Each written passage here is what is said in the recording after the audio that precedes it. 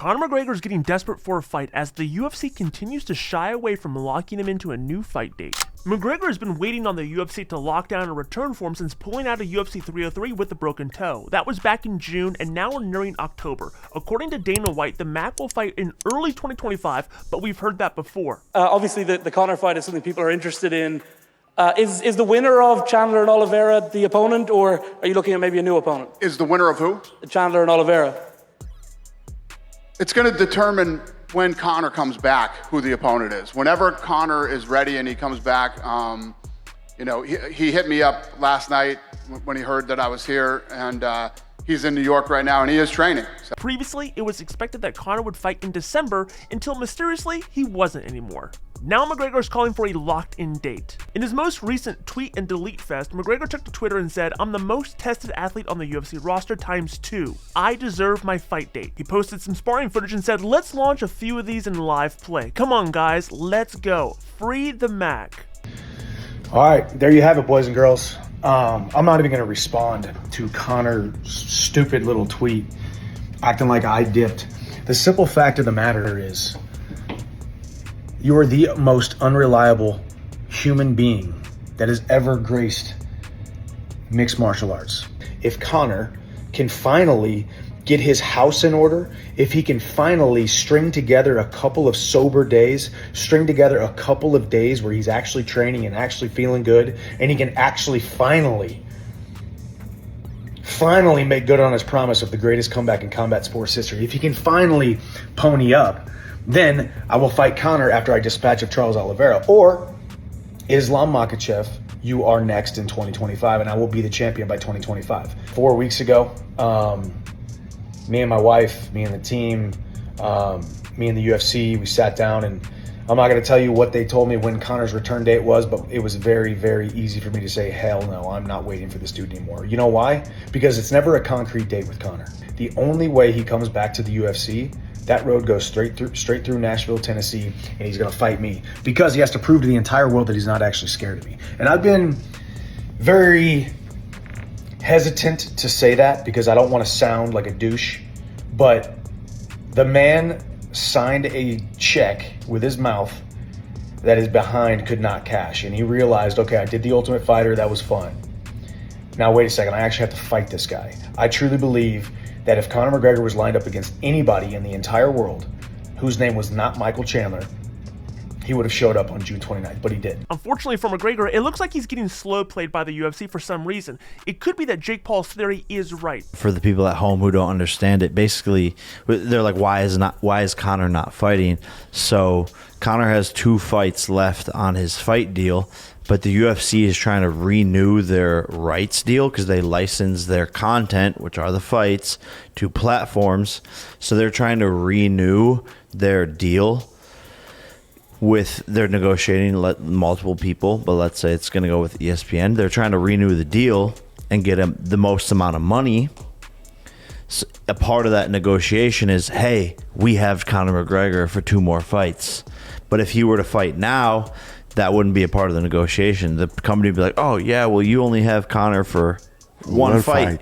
So that's why Conor's not fighting right now. Is the UFC keeping McGregor locked up while negotiating new broadcast deals worth billions? Or is it just the UFC refusing to fight a fighter that is looking to hit free agency? McGregor made it clear over the weekend that free agency was his current goal. But of course, I'd be remiss if I don't ask about your situation. It's one of the great sagas of this past year. Are you fighting in 2024? Dana White recently saying 2025 now. It'll be 2025. Okay. When do we think? You know, we'll see. My opponent that I had scheduled, Chandler, has got matched. Are you upset by that? No, you know, it is what it is. I just take it on board and just rock on. My job is just to go to the gym, be in the gym, be in shape. And, you know, one thing is for sure, whenever it is and wherever it is, I will be 100% ready. And that's all I can focus on right now. 2 fights left, though. Do you think you get those 2 fights in 2025? I must. It's the promised lands, you know? So we'll see. What happens after those 2 fights? I don't even know. I don't think no one in the space knows. I'm the highest generating fighter on planet Earth right now in today's space. And What happens afterwards, I'm not. After this, as I'm a free agent, I am not so sure. But one thing I do know, I'm very excited that we have partnered Bare Knuckle Fighting Championship with DAZN, and we've got 3 world titles on the line for our debut inaugural DAZN event, live from Marbella, Spain, in an open-air bullfighting arena. And we're very excited about that. It's October 12th to be exact. October 12th. Are you there with DAZN? I will hope to be there. Last one. It's different. It is different. You would like to do it? It is different. I'm speaking with Sheikh Turki about it. Potential matchups for my own self. A lot of exciting things going on. Okay, last one. Who is facing you when you return? Last one. Man, who knows nowadays? It doesn't matter. It does not matter. Just as long as I can get back and, whoever, that's it. Bare Knuckle Fighting Championship CEO and founder David Feldman is 100% confident that Conor McGregor's next move is in the BKFC ring. I mean, look, let's start at the beginning. You said exactly what you said is true. The UFC doesn't need us. Like, they don't need us, right? We need a co-pro with them. They don't need a co-pro with us, which would be phenomenal. They're not going to do it, right? They're not going to do it. If they do Conor McGregor in anything, they don't have to do a co-pro with us. But that being said, I mean, unless he's the best salesman in the world, because the talks that we've had, he's like, I'm fighting here. Like, I'm like, yeah, okay. He's like, I'm fighting here. And then I go, well, why wouldn't you fight here? Because you have equity in the company. And if you fight here, you probably make more money here than anywhere else in the world because of what it's going to do for the company. So I truly believe what you said. I think 100% he fights here. Mike Tyson loves Dana White's boxing plans and calls him the best thing for the sport. One of the topics we're going to talk about actually on the show, and being that you're here, why not bring it up now? What do you think about Dana White coming into boxing and helping boxing out? Is he really in boxing now? Yeah, so the quote... Come tell me. I like that. So he said, there will be some big announcements soon. I never say anything I don't do ever. We've been kicking the whole boxing thing around for a long time, but you've never heard me commit and say I'm in. I'm in. That's what he said. Well, listen, that's going to be the best thing to happen to boxing. Because Dana, listen, just like UFC, right? Mm-hmm. If you in UFC, and if anybody's booing a fight, you're not going to see that guy. The next fight is going to be in South Dakota somewhere. Right. Okay. Only good fight. If you don't have a good fight, you're never going to see that guy again. Not like boxing. Oh, this guy's going to fight next month again. Right. You don't want to see that. Like, you might think about, I'm secure. If any stink fight, you're not back in the UFC no more. You're never going to see those guys again. Right. And I like Dana White because he makes you fight the best talent. Yeah, you got to do that. And it's not a long wait neither. Yeah. It's not one of them next year. Friday. By the time they fought, they're out of their prime. Right, exactly. He makes them fights happen immediately. I love the wrestling aspect of MMA. I really do. I think it just makes fighting so much sweeter. Boxers are fucking pussies, dude. Devin Haney's a bitch. He is such a bitch. Dude, if Devin Haney wants to talk shit, he really wants to fight, I'll put $1 million on me versus him, no time limit, and we can fight. MMA rules, just a fight. Or we can do no rules. So if you want to fucking eye poke me, you can.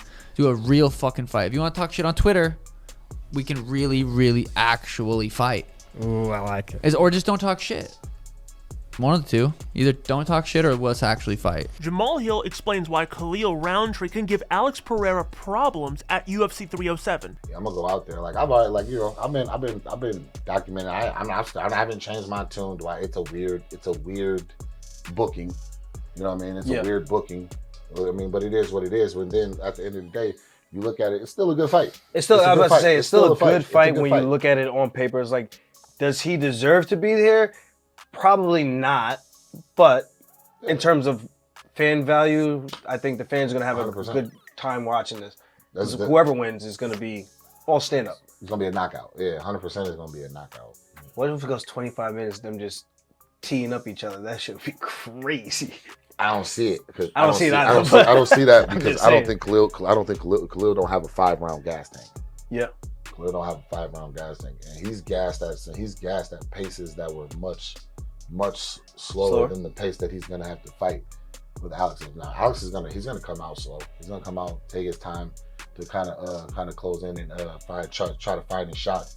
What Alex likes to do, he likes to come in. He wants to find a shot first. He wants to find a shot to try to find his way to start breaking y'all your defense. And he's although he does look like he's a fill out, he's a lot more forward imposing than he looks. Mm-hmm. You know what I mean? You know how it is whenever sometimes you're in there, it's like, okay, this is danger range. Pressure without the volume. You get what I'm saying? So Yeah. like he's a like so it's in your face kind of. Yeah, and if he doesn't like realize that, and he's like, it will catch him off. It will catch him off guard. You know, but yeah, bro, it's a good fight. The things that Khalil has going for him, one, he's a southpaw. Two, and he has valuable threats from southpaw. If you actually look at even his kickboxing career, all that, southpaw is a stance that gives him trouble. Can he beat southpaws? Yes, but I haven't seen him really dominate a southpaw that has multiple threats from southpaw. Yeah. Right. The only people he's seen Yuri, but Yuri just went to southpaw. If you look, he was very flat-footed and he didn't really have anything from it. Yuri's so interesting. Yeah. Yuri's an interesting individual. By interesting, he means strange. He's Bro is strange. He's a nice guy. I met him a couple times. He's a nice guy. I like him. He's cool. Because as man to man, he's respectful. He's always cool. And like same thing with Alex. Like man to man, he's never disrespected me. You get what I'm saying? Yeah. Like on that. I mean, the celebration shit that's just showmanship though. You get what I'm saying? It is what it is. But yeah, he just the weapons from southpaw weren't there. The most he's seen from it was Bruno Silva. People wonder why 6 foot Bruno Silva gave him trouble. It's because Bruno Silva had the ability to fight from southpaw. That second fight when he fought Izzy, the second fight against Izzy, go look which way was Izzy standing? Yeah. These are the things that I pay attention to the details and things like that. And exactly, bro, if you have weapons from southpaw, he struggles. He definitely struggles. It's gonna be a fun fight. I don't know. I just feel like Khalil is such a powerful guy that with those kicks, those knee stomps that he does, the oblique kicks, I'm like, yo, this is, and I feel like Pereira stands so upright that it is readily available for him to come in and do his style and just bam. I don't know if he's going to, but it's just me watching this stylistic approach from southpaw orthodox. Whenever I do an oblique kick, that's where I hit it from, that stance. And that does it all for today's video, but make sure you like this video, subscribe to the channel, and click the bell notification so you can get notified every time we release a new video. And in case you missed it, check out yesterday's news.